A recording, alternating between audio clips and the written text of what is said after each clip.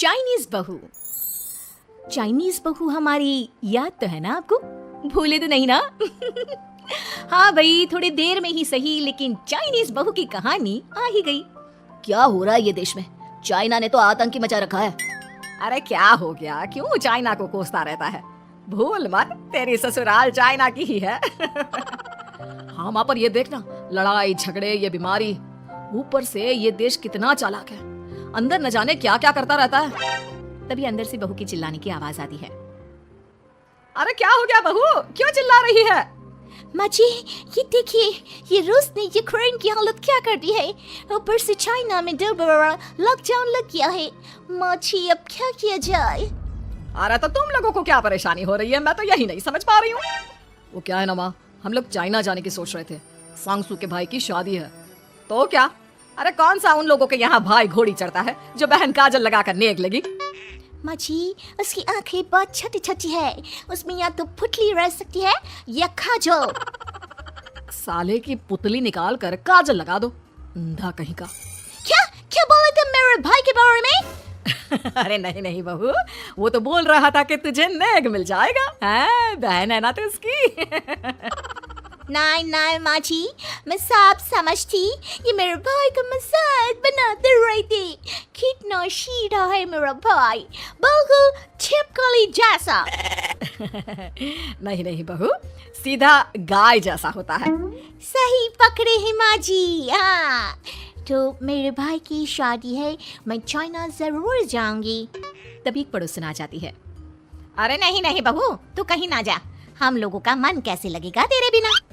ले बहू, तेरे भाई के लिए ये शॉल रख ले, हमारी तरफ से गिफ्ट कर देना। अरे सब कितने अच्छे हैं, मेरी चाइनीज बहू को कितने प्यार से तुम लोगों ने एक्सेप्ट कर लिया। सच में बड़ी भाग्यशाली हूँ मैं। कैसी बात कर रही है? ये तो हम लोगों के देश की खूबसूरती है कि हर किसी को दिल से अपना लेते हैं, बस वो भी दिल से हमें अपना समझे। कैसी बात कर रही हैं आंटी जी? मेरे लिए आप सब सासू माँ जैसी ही हैं। मुझे भारत बहुत अच्छा लगता है, ये सबसे अच्छा देश है, मेरा भारत महान।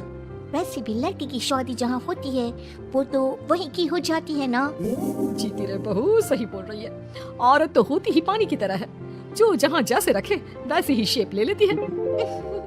आंटी जी, ये थोड़ा सा ज्यादा हो गया, समझ नहीं आया। नो प्रॉब्लम, मैं चाय बना कर लाती हूँ। फिर क्या, वो दिन भी आ जाता है जब बेटे बहू को चाइना जाना पड़ता है। वहाँ जाकर बहू का भाई कहता है, मेरे बहन आ गए, मेरे बहन आ गए। मैंने सबको बोला कि सब हिंदी में बात करेंगे, नहीं तो बहन नाराज हो जाएगी।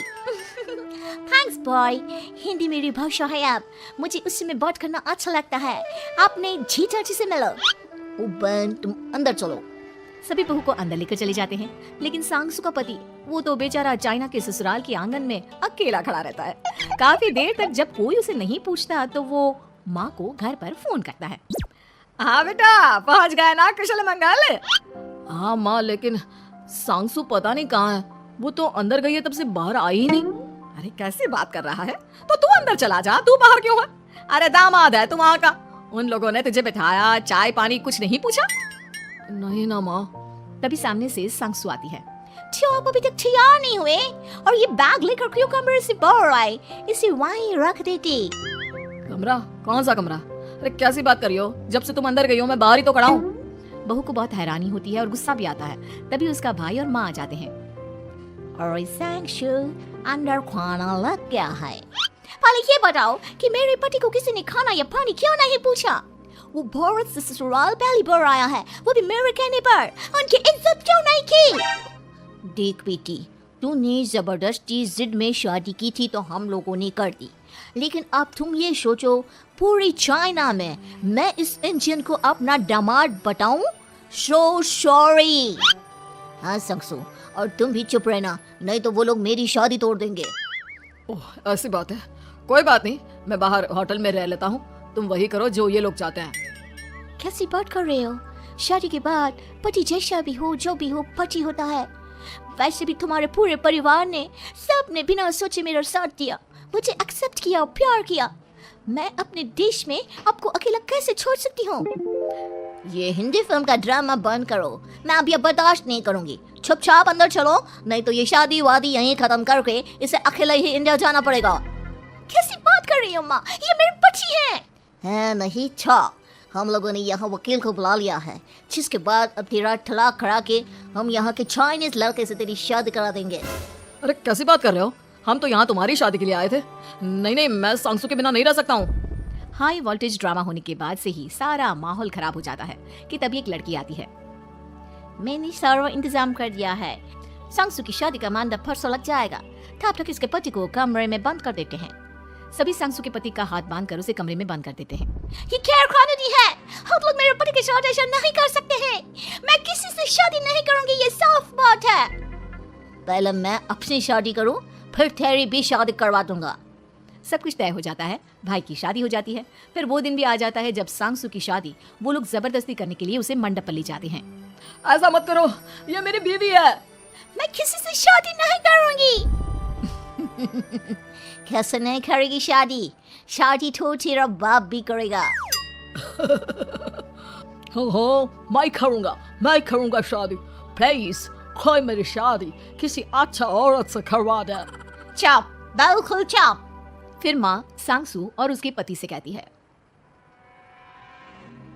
तुम लोगों का बच्चा मेरी कैद में है।